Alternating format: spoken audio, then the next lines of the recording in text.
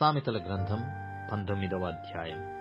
బుద్ధిహీనుడై తన పెదవులతో మూర్ఖముగా మాటలాడు వాని కంటే యథార్థంగా ప్రవర్తించు దరిద్రుడే శ్రేష్ఠుడు. ఒకడు తెలివియుండు లేకుండుట మంచిది కాదు. తొందరపడి నడుచువాడు దారి తప్పిపోవును. ఒకని మూర్ఖత వాని ప్రవర్తనను తారుమారు చేయును. అట్టివాడు హృదయమున యెహోవా మీద కోపించును. ధనముగల వానికి స్నేహితులు అధికముగా నుందురు. దరిద్రుడు తన స్నేహితులను పోగొట్టుకొనును. కూట సాక్షి శిక్షనందకపోడు. అబద్ధములాడువాడు తప్పించుకొనడు. అనేకులు గొప్పవారి కటాక్షము వెదుకుదురు. దాతకు అందరూ స్నేహితులే. బీదవాడు తన చట్టములందరికీ అసహ్యుడు. అట్టి వానికి స్నేహితులు మరి దూరస్తులగుదురు. వాడు నిరర్థకమైన మాటలు వెంటాడువాడు. బుద్ధి సంపాదించుకునివాడు తన ప్రాణమునకు ఉపకారి. వివేచనను లక్ష్యము చేయువాడు మేలు పొందును. కూట సాక్షి శిక్షనందకపోడు. అబద్ధములాడువాడు నశించును. భోగములను అనుభవించుట బుద్ధిహీనునికి తగదు. రాజుల నేలుట దాసునికి బొత్తిగా తగదు. ఒకని సుబుద్ధి వానికి దీర్ఘశాంతమునిచ్చును. తప్పులు క్షమించుట అట్టి వానికి ఘనతనిచ్చును. రాజు కోపము సింహగర్జన వంటిది.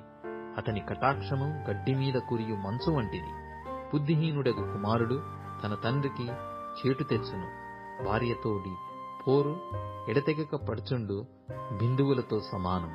గృహమును విత్తమును పితరులిచ్చిన స్వాస్థ్యము. సుబుద్ధి గల భార్య యెహోవా యొక్క దానము. సోమరితనము గాఢనిద్రలో పడవేయును. సోమరివాడు పస్తుపడియుండును. ఆజ్ఞను గైకొనువాడు తన్ను కాపాడుకొనువాడు. తన ప్రవర్తన విషయమై అజాగ్రత్తగా నుండువాడు చచ్చును. బీదలను కనికరించువాడు యెహోవాకు అప్పిచ్చువాడు. వాని ఉపకారమునకు ఆయన ప్రత్యుపకారము చేయును. బుద్ధి వచ్చునని నీ కుమారుని శిక్షింపుము. అయితే వాడు చావవలనని కోరవద్దు. మహాకోపియగువాడు దండన తప్పించుకొనడు.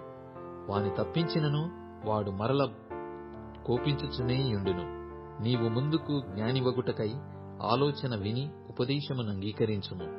నరుని హృదయములో ఆలోచనలు అనేకములుగా పుట్టును. యెహోవా యొక్క తీర్మానమే స్థిరము. కృపచూపుట నరుని పరులకు ప్రియునిగా చేయును. అబద్ధికుని కంటే దరిద్రుడే మేలు. యెహోవా యందు భయభక్తులు కలిగియుండుట జీవసాధనము. అది కలిగిన వాడు తృప్తుడై అపాయము లేకుండా బ్రతుకును. సోమరి పాత్రలో చెయ్యి ముంచునే గాని తన నోటికి దాని తిరిగి ఎత్తనైనా ఎత్తడు. అపహాసకులు దండింపబడగా చూచి జ్ఞానము లేని వారు జ్ఞానము నొందుదురు. వివేకులను గద్దించిన ఎడల వారు జ్ఞానవృద్ధి నొందుదురు. తండ్రికి కీడు చేసి తల్లిని తరిమివేయువాడు అవమానమును అపకీర్తిని కలగజేయువాడు. నా కుమారుడా, తెలివి పుట్టించు మాటలను నీవు మీరగోరితివా? ఉపదేశము వినుట ఇక మానుకొనుము.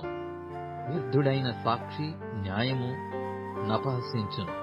భక్తిహీనుల నోరు దోషమును జుర్రుకొనును. అపహాసకులకు తీర్పులను బుద్ధిహీనుల వీపులకు దెబ్బలను నియమింపబడియున్నవి.